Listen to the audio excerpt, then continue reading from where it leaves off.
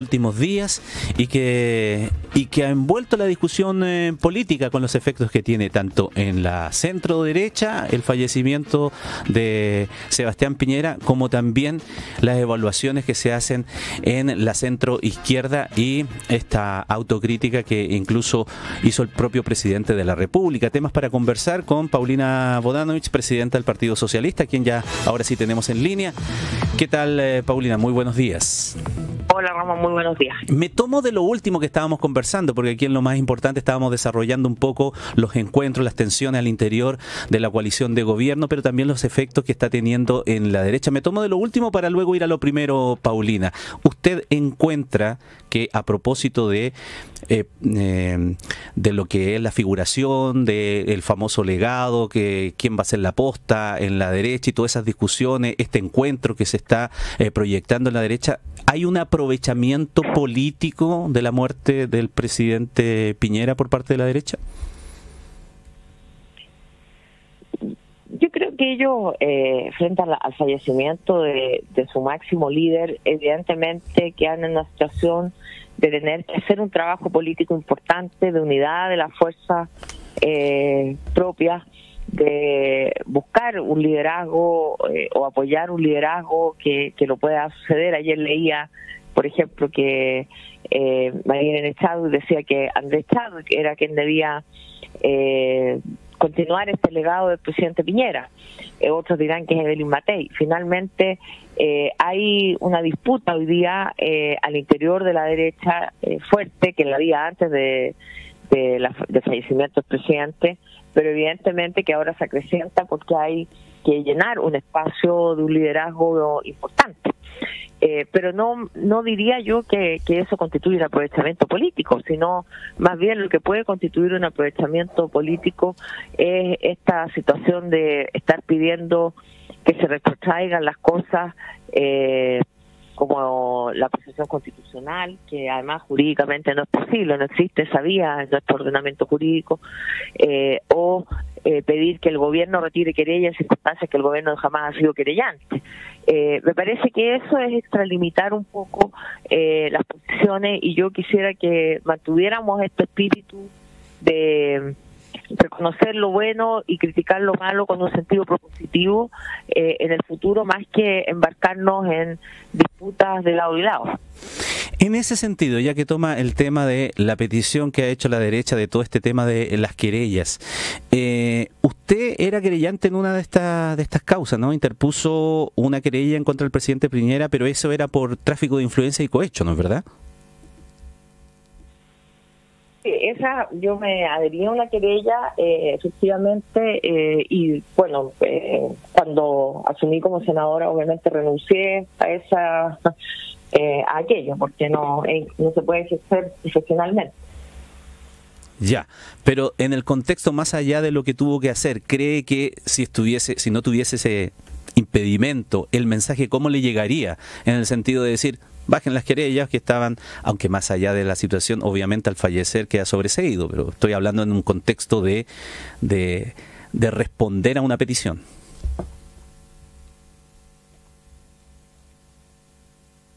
¿Aló? Parece que perdón. Ahí sí. Sí, perdón. Creo que esto responde más bien a buscar un cierto efecto o a tratar de acorralar a un cierto sector, y por eso que creo que en este caso sí hay una intencionalidad política distinta en la derecha, porque evidentemente las querellas que se dedujeron por aquellos que fueron víctimas de delitos que están establecidos en los informes internacionales, en el propio informe de la ONU que se citó tanto por la presidenta Bachelet como por el presidente Boric, está establecido que existieron múltiples y reiteradas violaciones a los derechos humanos en el contexto del estallido social. Por lo tanto, las querellas que están presentadas están en el marco de aquello, de hechos que ocurrieron, de hechos que revisten caracteres de delito, y que es la justicia la que tiene que zanjar finalmente las penas eventuales de aquello. Entonces, pretender que no exista la institucionalidad o que no recurramos a la institucionalidad frente a vulneraciones de los derechos humanos, a mí me parece también que es totalmente improcedente e inadecuado. ¿Y a quienes han interpretado que el presidente de la República, con su autocrítica que ha hecho, avanza hacia ese camino, incluso hablando de negacionismo? ¿Usted qué le dice? Bueno, creo que es totalmente desproporcionada también la reacción y más que la reacción, los calificativos que se han usado respecto al presidente. El presidente tiene una actitud consistente de vida y como presidente de la República en orden a la defensa que ha hecho de los derechos humanos. Por lo tanto, tildarlo de negacionista me parece un exceso. Ese tema que provoca roce al interior del oficialismo fue motivo de conversación ayer en la reunión de los jefes de partidos políticos de las coaliciones oficialistas que tuvieron ahí mismo en la sede de su partido. Sí, fue motivo de conversación, pero en el sentido de que yo planteé fue más bien el de cómo vamos a proyectar una alianza más allá de este gobierno en circunstancias en que frente a decisiones del presidente, que es el jefe de gobierno, el jefe de Estado y también el jefe de la coalición, tenemos reacciones que van directamente a atacar al propio presidente, con calificativos como el de negacionista, que son bastante fuertes y, como digo, a mi parecer injustos. Por lo tanto, ¿cómo proyectamos? ¿Cuál es la línea común de 10 fuerzas políticas disímiles que estamos integrando el gobierno para poder proyectarnos, para poder tener una alianza electoral municipal con la democracia cristiana, además?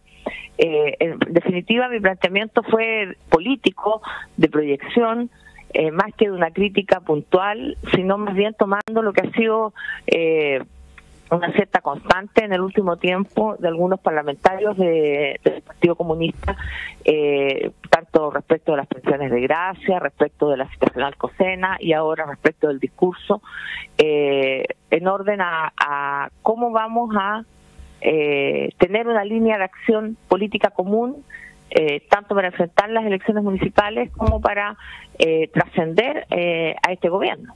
Pero uno lo que escucha de pronto, justamente de esas voces que son más críticas, es que ellos hablan tratando de representar lo que le dicen también sus bases de apoyo, y a los cuales les puede resultar algo incomprensible estas aperturas o estas decisiones que toma el gobierno, en un sentido de que ellos lo interpretan de otra manera. Claro, cada uno quiere interpretar a su electorado, ¿no? Pero también hay que entender que hay que tener una línea política común entre todas las fuerzas políticas de apoyo al gobierno, porque aquí cuando uno habla de una alianza de gobierno, precisamente se está refiriendo a tener mínimos comunes y no que cada uno tenga una línea propia de acción, porque eso no es una alianza. ¿Y eso cuesta mucho sostenerlo con el PC? Yo no lo quiero poner en términos solo con el PC. Cuesta coordinar la acción política cuando somos fuerzas distintas, cuando además fuimos dos coaliciones al inicio del gobierno. Ahora se dice que lo dice digamos, los propios partidos que formaban parte de Aprodignidad, que Aprodignidad hoy día no funciona como tal.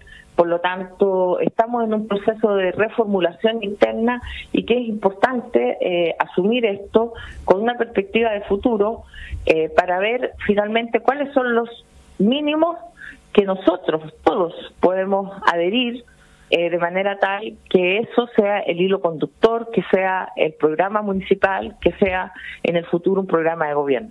Senadora, ¿cuánto daña el fuego amigo a distraer la atención a las tareas urgentes que tiene el gobierno en este instante, como por ejemplo la reconstrucción?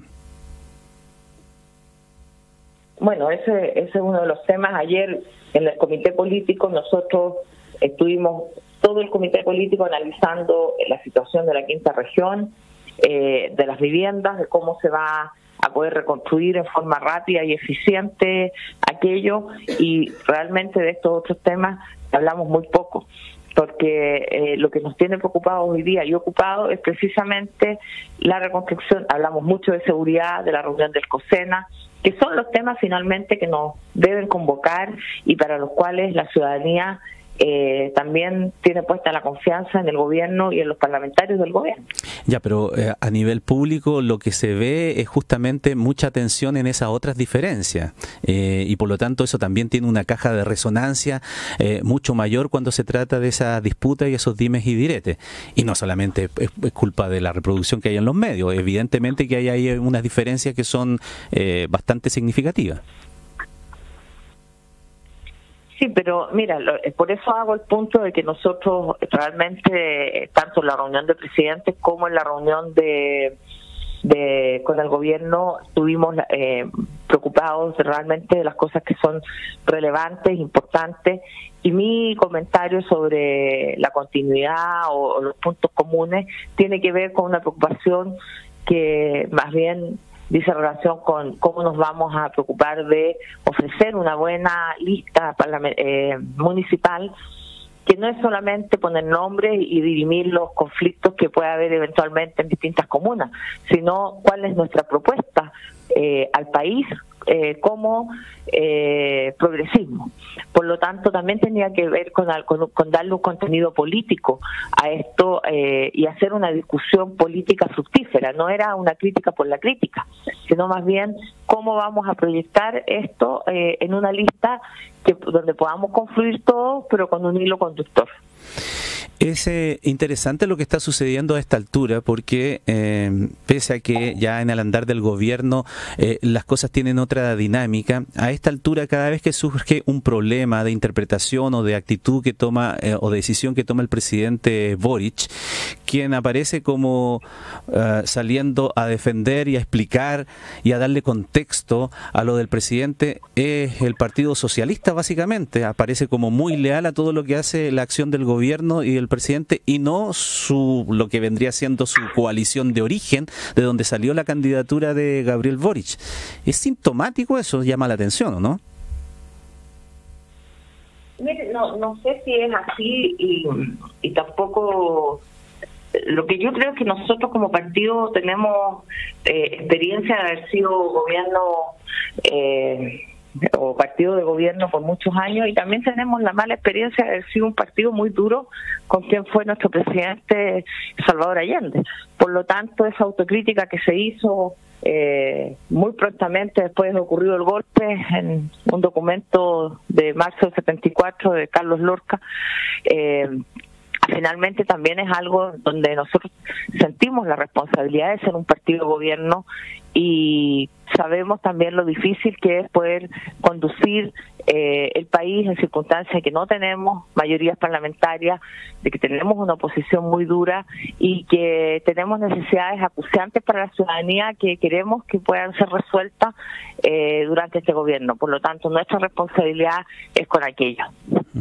¿Se aprende entonces de las experiencias, senadora, a nivel personal y a nivel institucional? ¿Están muy en sintonía con las propias palabras del presidente, que también en el ejercicio de su cargo está diciendo lo mismo?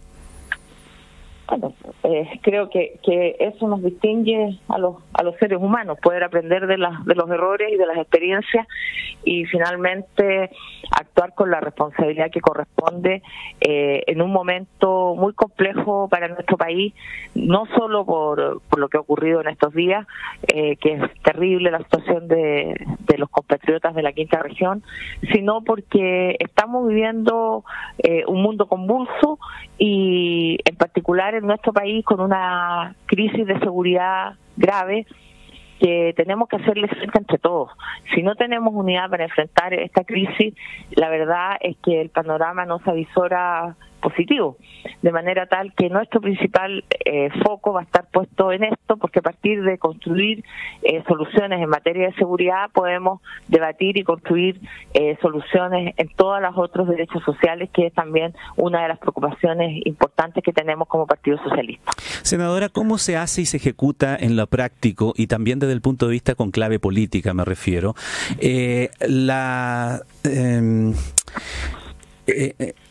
como el ofrecimiento que hay desde la derecha de sus equipos más técnicos, sus exministros, de ayudar en tareas de la reconstrucción, sin que eso se entienda como que ellos lo hacen mejor y que la derecha hace siempre una mejor gestión que la izquierda y por lo tanto que necesita de esa ayuda para poder salir adelante de esta situación y que no sea interpretada de esa manera, casi como una tutoría. Bueno, la ministra Javiera Toro ayer, después del gabinete que sostuvo el presidente Boric sobre la reconstrucción, anunció que iba a convocar o había convocado a todos quienes han participado en procesos de reconstrucción anteriores, independientemente del gobierno que hayan estado, y que me parece a mí que es una buena medida. De hecho, los conversamos también durante el comité político, tomar las mejores experiencias es necesario, porque aquí hay una necesidad imperiosa de la ciudadanía que no puede esperar los tiempos normales, entre comillas, del Estado, que son tiempos lentos. Los tiempos de construcción del Ministerio de Vivienda son tiempos que no se condicen con la gravedad de la situación que ocurre en la quinta región, de manera tal que hay que escuchar todas las opiniones, ver otras soluciones y abrirse a todos aquellos, que a mí me parece que es una buena fórmula la de poder escuchar, así como se hizo durante el COVID, por ejemplo, que se citaron expertos de todo tipo, independientemente de su condición política. A mí me parece que cuando son problemas complejos y problemas graves, tenemos que recurrir a todos quienes puedan aportar algo. Muy bien, Paulina Bodanovich, senadora de la República y presidenta del Partido Socialista, gracias por estos minutos de conversación con nosotros aquí en la radio. Buenos días. Muchas gracias, Ramón. Hasta luego. Hasta luego.